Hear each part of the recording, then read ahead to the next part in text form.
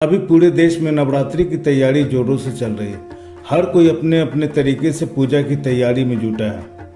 लेकिन इन सब से इतर मैं आपको बताने जा रहा हूँ कि हम माँ दुर्गा से क्या सीख सकते हैं और अपने जीवन में उतार सकते हैं। नवरात्रि के दौरान देवी पूजन का विशेष महत्व बताया गया है। माता के भक्त 9 दिनों तक माँ की आराधना करके उन्हें प्रसन्न करने की कोशिश करते हैं। हिंदू धर्म के अनुसार ब्रह्मा, विष्णु और महेश तीनों ने मिलकर आदि शक्ति का निर्माण किया था।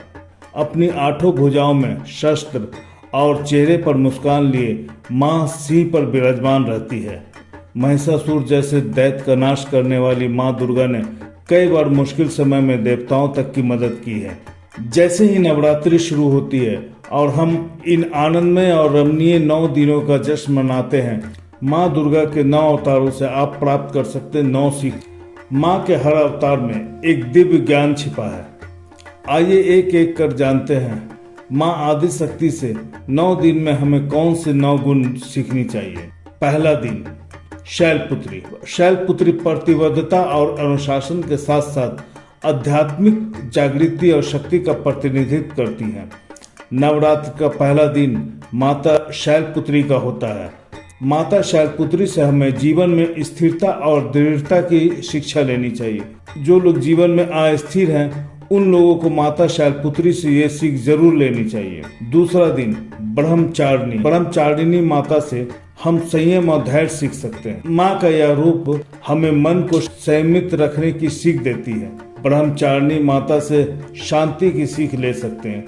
जिन्हें कड़ी मेहनत के बाद भी सफलता नहीं मिल पा रही है, वो ब्रह्मचारिणी माता की आराधना करके अपनी मनोकामना पूरी कर सकते हैं। स्वभाव में शालीनता की शिक्षा देती है माँ ब्रह्मचारिणी। तीसरा दिन, चंद्रघंटा।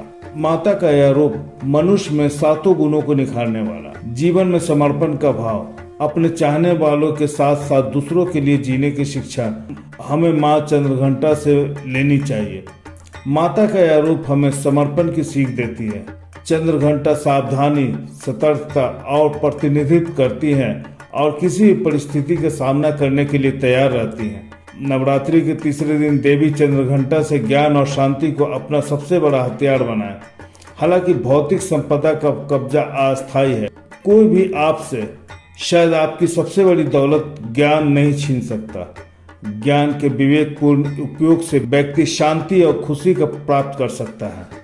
चौथा दिन, कुष्मांडा। क्रोध पर नियंत्रण कैसे किया जाए, यह कुष्मांडा माता से अच्छा कोई भी नहीं सिखा सकता। देवी कुष्मांडा की पूजा नवरात्रि के चौथे दिन की जाती है, जो अच्छे स्वास्थ्य और प्रचुर धन का प्रतीक है। वह हमें अपने जीवन में प्रचुरता और परिपूर्णता को महसूस करना और सृष्टि के हर कण को जीवित देखना सिखाती है। कुष्मांडा प्रकाश और रोशनी का वाहक भी है, जो अंधेरे के रास्ते पर चलने वालों का मार्गदर्शन करती है। 5वां दिन, स्कंद माता। स्कंद माता इस बात का उदाहरण है कि गलत काम से निपटने के लिए समझदार निर्णय लेने और कार्य करने में ज्ञान और निष्पादन कैसे सह अस्तित्व में होते हैं। 5वें दिन पूजे जाने वाली स्कंद माता का शाब्दिक अर्थ है स्कंद की माता या कार्तिकेय युद्ध के देवता। इसलिए जब हम स्कंद माता की प्रार्थना करते हैं तो हम दुगना धन्य हो जाते हैं। देवी और भगवान कार्तिकेय के सामने झुकते हैं जो उनकी गोद में बैठे हैं। माँ स्कंद माता देवी परोपकार और सहानुभूति सिखाती है। उसकी शक्ति माँ के प्यार की ताकत में निहित है। वह अपने भक्तों को पूरे दिल से आशीर्वाद देती हैं। उन पर अपने बेटे के मातृ प्रेम के बराबर स्नेह बरसाती हैं। 6ठा दिन, कात्यायनी। 6ठे दिन पूजे जाने वाली अवतार कात्यायनी देवी के साहसी और परोपकारी रवैये के मजबूत दृष्टि का प्रतीक है। कात्यायनी, जिन्हें योद्धा देवी के रूप में भी जाना जाता है, माँ दुर्गा के सबसे हिंसक रूपों में से एक मानी जाती है। वह हमें दुखों, बीमारियों और भय का सामना करने के लिए पर्याप्त मजबूत होना सिखाती हैं। वह हमें साहस देती हैं और बुराई से बचाती हैं। देवी कात्यायनी को महिलाओं के लिए एक प्रेरणा माना जाता है, क्योंकि वह चुनौतियों का सामना करने और अपने भीतर की ताकत का एहसास करने के लिए दर्पण रखती है। 7वां दिन, कालरात्रि। कालरात्रि दुर्गा देवी के सबसे उग्र और विनाशकारी रूपों में से एक है। अपने सबसे उग्र और सबसे भयानक रूपों में से एक में प्रकट होकर वह नकारात्मकता, क्रूरता और अज्ञानता जैसी बुरी शक्तियों को नष्ट कर देती हैं। उन्हें शुभंकरी के नाम से भी जाना जाता है क्योंकि वह सुनिश्चित करती हैं, वह हमें राक्षसी शक्तियों और दुष्ट लोगों को नष्ट करना और उन लोगों की रक्षा करना सिखाती हैं जो कमजोर हैं और हमारी सहायता चाहते हैं। 8वां दिन महागौरी। देवी महागौरी पवित्रता, सौंदर्य, शांति और ज्ञान का प्रतिनिधित्व करती हैं। वह हमें शांति और संयम से रहना सिखाती हैं। वह अपने भक्तों को ज्ञान और मुक्ति भी प्रदान करती हैं। नवरात्रि के 8वां दिन महाअष्टमी या दुर्गा अष्टमी वह दिन होता है जब नव दुर्गा के 8वें रूप महागौरी की पूजा की जाती है। कन्या पूजन, जिसे कंजक भी कहा जाता है, महाअष्टमी का सबसे महत्वपूर्ण हिस्सा है। महागौरी जीवन के सभी कष्टों का अंत करने वाली है।